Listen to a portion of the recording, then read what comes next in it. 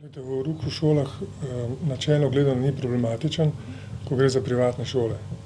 Ko gre za javne šole, pa verouk v šolah ima en temeljni problem. Katera veroizpoved naj bo upoštevana. Mislim, da je to jasno v primeru Slovenije. No, poglejte, v primeru Slovenije je zadeva jasna, ker imamo ustavo. In v ustavi piše, da je država ločena od verskih skupnosti in da so verske skupnosti med sabo enake. Torej, če bi se že to šli, potem bi morali zagotoviti vsaki verski skupnosti verouk. Kaj pa to pomeni za šolski sistem, nam pa kažejo izkušnje verskih vojn v 16. in 17. stoletju.